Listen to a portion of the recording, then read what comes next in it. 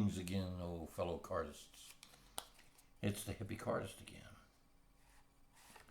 Today I'm going to show off a deck, the limited edition series. And it's a mirrored back, but even though there's no border, there's a border because the background serves as a border. And when making giant fans, this gives it a little added effect. That's why cards with no borders, depending on the card, most of the time cards with borders make better looking giant fans.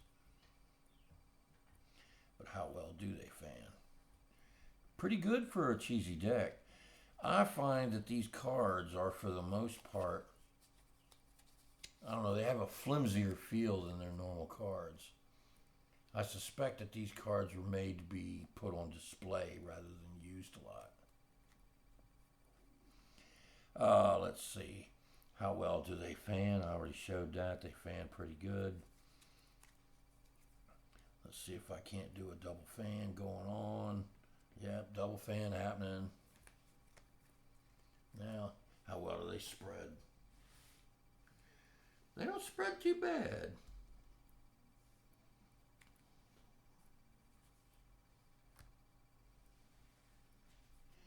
Now, for this trick, it's called Order from Chaos. And what I'm going to do is I'm going to go through and I'm going to get all the spades out. Yeah.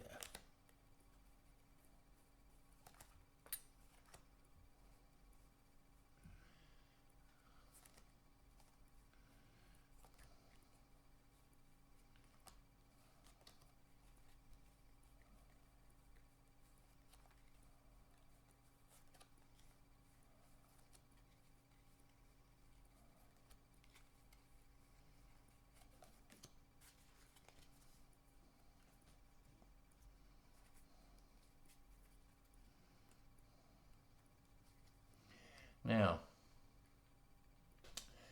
as you can see,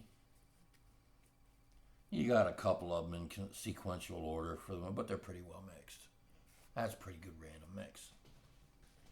And you're going to have a couple of sequential things on any deck of cards. I mean, because there's only 52, and 13 can only go into it 4 times.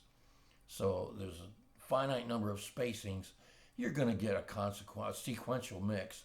Even if they're not right next to each other, you could very well have the ace through the king going throughout the deck and not touching each other.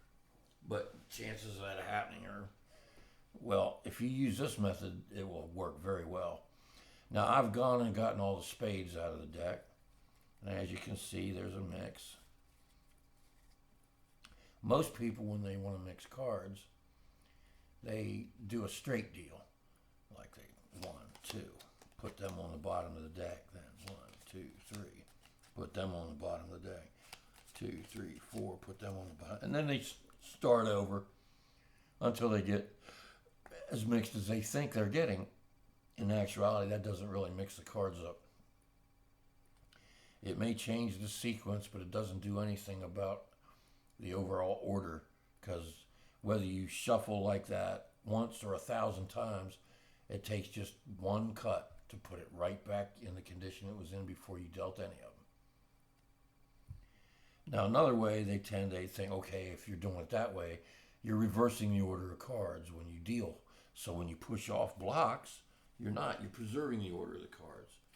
Those 2 and those 3, they're in the same order that they were before I took them out of the pack.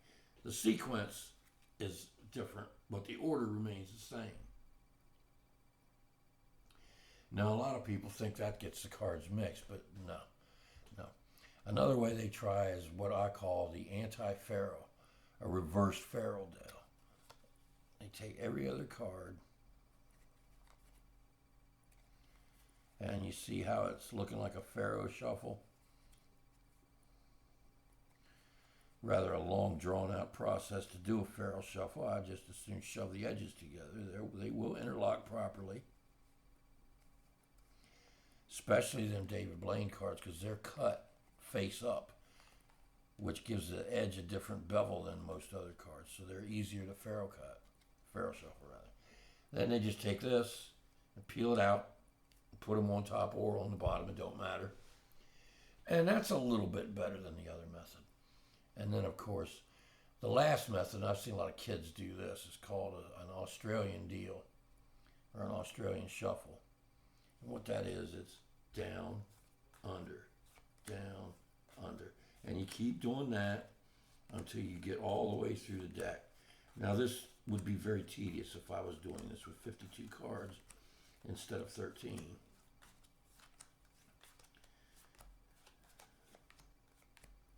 But you know,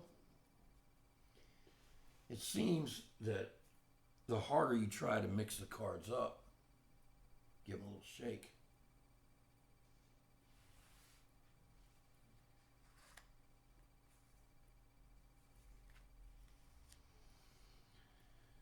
the harder you try to mix them up, the more they just want to go back into order from chaos. Y'all have a good day, and may your days be filled with magic.